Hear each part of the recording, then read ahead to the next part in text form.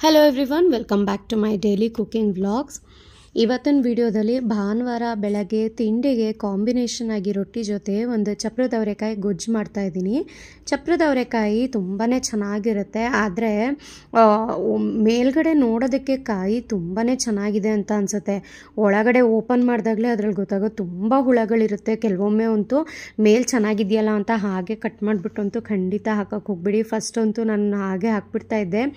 ಆಮೇಲೆ ಯಾವಾಗ ಒಂದು ಸಲ ಗೊತ್ತಾಯಿತು ನನಗೆ ಇಲ್ಲ ತುಂಬ ಹುಳ ಇರುತ್ತೆ ಇದರಲ್ಲಿ ಅಂತ. ಸೊ ಪ್ರತಿ ಒಂದು ಕಾಯಿನೂ ಎಡ್ಜಸ್ ಎಲ್ಲ ತೆಗೆದು ಅದರದ್ದು ನಾರೆಲ್ಲ ಬಿಡಿಸಿ ಪ್ರತಿ ಒಂದು ಕಾಯಿನೂ ಎಡ್ದು ನೋಡ್ತೀನಿ ನಾನು ಈ ರೀತಿ.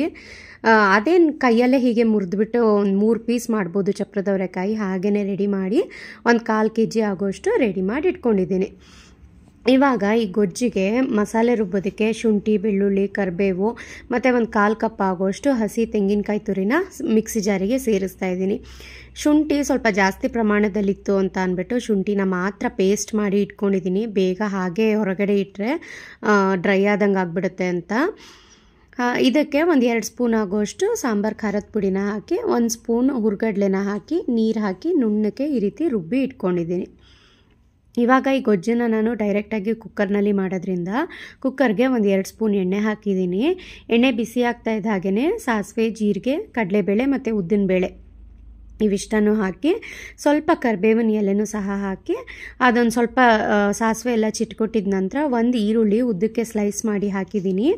ಈರುಳ್ಳಿ ಸ್ವಲ್ಪ ಕಲರ್ ಚೇಂಜ್ ಆಗೋವರೆಗೂ ಫ್ರೈ ಮಾಡಬೇಕು. ನೀವು ಬರೀ ಚಪ್ರದ ಅವರೆಕಾಯಿನಲ್ಲೇ ಮಾಡಿದ್ರೂ ಚೆನ್ನಾಗಿರುತ್ತೆ. ಇಲ್ಲಿ ನಾನು ಚಪ್ರದ ಅವರೆಕಾಯಿ ಜೊತೆಗೆ ಒಂದೇ ಒಂದು ಆಲೂಗೆಡ್ಡೆ ಮತ್ತು ಒಂದು ಅರ್ಧ ಕ್ಯಾಪ್ಸಿಕಮ್ನ ಹಾಕಿದ್ದೀನಿ. ಚಪ್ರದ ಅವರೆಕಾಯಿ ಜಾಸ್ತಿ ಇತ್ತು ಅನ್ನೋದಾದರೆ ನೀವು ಬರೀ ಅದನ್ನೇ ಹಾಕ್ಕೊಳ್ಳಿ. ಆಲೂಗೆಡ್ಡೆ ಅಂತೂ ಎಲ್ಲದ್ರ ಜೊತೆ ಒಳ್ಳೆ ಕಾಂಬಿನೇಷನ್, ಚೆನ್ನಾಗಿ ಅನಿಸುತ್ತೆ ಟೇಸ್ಟ್ ಹಾಕೋದ್ರಿಂದ. ಜೊತೆಗೆ ಒಂದು ಟೊಮ್ಯಾಟೊನೂ ಸಹ ಹಾಕಿ ಎಣ್ಣೆನಲ್ಲೇ ಇದನ್ನು ಒಂದು 2 ರಿಂದ 3 ನಿಮಿಷ ಈ ತರಕಾರಿಗಳನ್ನ ಚೆನ್ನಾಗಿ ಫ್ರೈ ಮಾಡ್ಕೋಬೇಕು. ಟೇಸ್ಟ್ ಅಂತೂ ಸಖತ್ತಾಗಿರುತ್ತೆ. ಚಪ್ರದ ಅವರೆಕಾಯಲ್ಲಿ ರೈಸ್ ಬಾತ್ ಮಾಡ್ತಾರೆ, ವಾಂಗಿಬಾತ್ ಥರ ಮಾಡ್ತಾರೆ. ಸೇಮ್ ಬದನೆಕಾಯಿ ಬದಲಾಗಿ ಚಪ್ರದ ಅವರೆಕಾಯಿನ ಹಾಕ್ಬಿಟ್ಟು ವಾಂಗಿಬಾತ್ ಮಸಾಲೆ ಎಲ್ಲ ಹಾಕಿ ಗೊಜ್ಜು ಥರ ಮಾಡಿಕೊಂಡು ಅನ್ನಕ್ಕೆ ಹಾಕಿ ಕಲಸೋದು, ಅದನ್ನು ಸಹ ಸಖತ್ತಾಗಿರುತ್ತೆ. ಇದ್ರ ಜೊತೆಗೆ ಕಾಂಬಿನೇಷನ್ ಆಗಿ ರೊಟ್ಟಿ ಮಾಡ್ತೀನಿ ಅಂತ ಹೇಳಿದ್ದೆ ಅಲ್ವಾ. ಸೊ ಇವತ್ತು ಕೈಯಲ್ಲಿ ತಟ್ಟಿ ಮಾಡೋ ಅಂಥ ರೊಟ್ಟಿ, ಅನ್ನ ಏನೂ ಇರಲಿಲ್ಲ ಮನೆಯಲ್ಲಿ. ಹಾಗಾಗಿ ಸ್ವಲ್ಪ ಗಂಜಿ ಪ್ರಿಪೇರ್ ಮಾಡ್ಕೋತಾ ಇದ್ದೀನಿ. ಸ್ವಲ್ಪ ಬಿಸಿ ನೀರಿಗೆ ಒಂದು 3 ರಿಂದ 4 ಸ್ಪೂನ್ ಆಗೋಷ್ಟು ಅಕ್ಕಿ ಹಿಟ್ಟನ್ನು ಹಾಕಿ ಉಪ್ಪು ಹಾಕಿ ಚೆನ್ನಾಗಿ ಅದು ಗಂಜಿ ಆಗಲಿ ಅಂತ ಕುದಿಲಿಕ್ಕೆ ಬಿಟ್ಟಿದ್ದೀನಿ. ಆ ಕಡೆ ಅಲ್ಲಿ ಗೊಜ್ಜಿಗೆ ಒಂದು 2-3 ನಿಮಿಷ ಆಗೋಷ್ಟು ತರಕಾರಿನೆಲ್ಲ ನಾನು ಎಣ್ಣೆಯಲ್ಲಿ ಫ್ರೈ ಮಾಡ್ಕೊಂಡಿದ್ದ ನಂತರ ಮಸಾಲೆ ರುಬ್ಬಿ ಇಟ್ಕೊಂಡಿದ್ನಲ್ಲ ಅದನ್ನು ಸೇರಿಸಿದ್ದೀನಿ. ಈ ಕಡೆ ರೊಟ್ಟಿಗೂ ಅಷ್ಟೇ ಮಧ್ಯ ಮಧ್ಯ ಕೈ ಆಡ್ತಾ ಇರಬೇಕು. ಚೆನ್ನಾಗಿ ಅದು ಕುದಿ ಬರಬೇಕು ಗಂಜಿ, ಅಲ್ಲಿವರೆಗೂ ಕುದಿಸ್ಕೋಬೇಕು ಚೆನ್ನಾಗಿ. ಮಸಾಲೆ ಹಾಕಿದ ನಂತರ ಗೊಜ್ಜಿಗೆ ನಿಮಗೆ ನೋಡ್ಕೊಳ್ಳಿ, ನಿಮಗೆ ಸ್ವಲ್ಪ ತೆಳುವಾಗಿ ಬೇಕಾ ಗೊಜ್ಜು, ಗಟ್ಟಿ ಬೇಕಾ ನೋಡಿಕೊಂಡು ನೀರನ್ನು ಅಡ್ಜಸ್ಟ್ ಮಾಡ್ಕೊಳ್ಳಿ. ಹಾಗೆಯೇ ರುಚಿಗೆ ತಕ್ಕಷ್ಟು ಉಪ್ಪನ್ನು ಸಹ ಹಾಕಿ ಒಂದು 2 ವಿಸಲ್ ಆದರೂ ಕೊಟ್ಟು ಬೇಯಿಸ್ಕೋಬೇಕು. ಆವಾಗಲೇ ಚೆನ್ನಾಗಿ ಬರೋದು. ಇಲ್ಲ ಫಸ್ಟು ಕೆಲವೊಬ್ಬರು ಏನು ಮಾಡ್ತಾರೆ ಅಂದರೆ ಬರೀ ತರಕಾರಿಗಳನ್ನ ಅಂದರೆ ಚಪ್ರದ ಅವರೆಕಾಯಿ, ಕ್ಯಾಪ್ಸಿಕಮ್ಮು, ಆಲೂಗೆಡ್ಡೆನ ಬರೀ ಸ್ವಲ್ಪ ನೀರನ್ನು ಹಾಕಿ ಕುಕ್ಕರ್ನಲ್ಲಿ ಫಸ್ಟು ಒಂದು ವಿಸಿಲ್ ಕೊಟ್ಟು ಬೇಯಿಸಿ ಇಟ್ಕೊಬಿಡ್ತಾರೆ. ಆಮೇಲೆ ಬೇರೆ ಪ್ಯಾನ್ಗೆ ಈರುಳ್ಳಿ, ಟೊಮ್ಯಾಟೊ ಮತ್ತು ಒಗ್ಗರಣೆ ಮಸಾಲೆ, ರುಬ್ಬಿರೋಂಥ ಮಸಾಲೆ ಎಲ್ಲನೂ ಹಾಕಿ ಆ ಮಸಾಲೆ ಚೆನ್ನಾಗಿ ಕುದ್ದಿದ್ದಾದ ನಂತರ ಈ ಬೇಯಿಸ್ಕೊಂಡಿರೋ ತರಕಾರಿನ ಹಾಕಿ ಒಂದು ಕುದಿ ಬರೆಸಿ ಮಾಡ್ತಾರೆ. ಅದು ಮಾಡ್ಬೋದು, ಆದರೆ ಡಬಲ್ ಕೆಲಸ ಅಂತ ಅನಿಸುತ್ತೆ ನನಗೆ. ಹಾಗಾಗಿ ನಾನು ಡೈರೆಕ್ಟಾಗಿ ಯಾವುದೇ ಗೊಜ್ಜಾದ್ರೂ ಇದೇ ರೀತಿ ಕುಕ್ಕರ್ನಲ್ಲೇ ಮಾಡಿಬಿಡೋದು. ತುಂಬಾ ಚೆನ್ನಾಗಿರುತ್ತೆ. ಇಡೀ ಮನೆಯೆಲ್ಲ ಘಮ್ ಅಂತ ಇರುತ್ತೆ ಗೊತ್ತಾ ಈ ಕುಕ್ಕರ್ನಲ್ಲಿ ಗೊಜ್ಜು ಮಾಡಿದಾಗ. ಎಲ್ಲ ತರಕಾರಿದು ಸಕ್ಕತ್ತಾಗಿರುತ್ತೆ, ಟ್ರೈ ಮಾಡಿ ನೋಡಿ.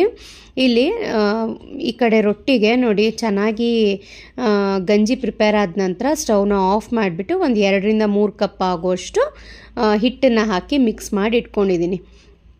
ಅಲ್ಲಿ ಒಂದು ಕುದಿ ಬರ್ತು ಇದು ಗೊಜ್ಜು. ಹಾಗಾಗಿ ಕುಕ್ಕರ್ ಲಿಡ್ನ ಕ್ಲೋಸ್ ಮಾಡಿ 2 ವಿಸಲ್ ಕೊಟ್ಟು ಬೇಯೋದಕ್ಕೆ ರೆಡಿ ಮಾಡಿ ಇಟ್ಕೊಂಡಿದ್ದೀನಿ. ಆ ಕಡೆ ಗೊಜ್ಜು ಪ್ರಿಪೇರ್ ಆಗೋಷ್ಟರಲ್ಲಿ ಈ ಕಡೆ ನಾನು ರೊಟ್ಟಿನೂ ಸಹ ಒಂದೊಂದಾಗಿ ಬೇಯಿಸಿಟ್ಕೊಬಿಡೋಣ, ಎಲ್ಲರೂ ಒಟ್ಟಿಗೆ ಕೂತ್ಕೊಂಡು ತಿನ್ಬೋದಲ್ಲ ಅಂತ ರೊಟ್ಟಿನೂ ಸಹ ಕೈನಲ್ಲಿ ತಟ್ಟಿ ರೆಡಿ ಮಾಡ್ಕೋತಾ ಇದ್ದೀನಿ. ತುಂಬಾ ಚೆನ್ನಾಗಿ ಸಾಫ್ಟಾಗಿತ್ತು ಹಿಟ್ಟು, ಹಾಗಾಗಿ ಕೈನಲ್ಲೇ ತಟ್ತಾ ಇದ್ದೀನಿ. ತುಂಬಾ ಚೆನ್ನಾಗಿರುತ್ತೆ. ಅಕಸ್ಮಾತ್ ಬರಲಿಲ್ಲ ಅಂತ ಅಂದರೆ ಅಂದ್ಬಿಟ್ಟು ಲಟ್ಟಣಿಗೆನೂ ಸಹ ಇಟ್ಕೊಂಡಿದ್ದೆ. ನಾನು ಅಪರೂಪ ಈ ರೀತಿ ಕೈನಲ್ಲಿ ಬಡ್ದು ರೊಟ್ಟಿ ಮಾಡೋದು.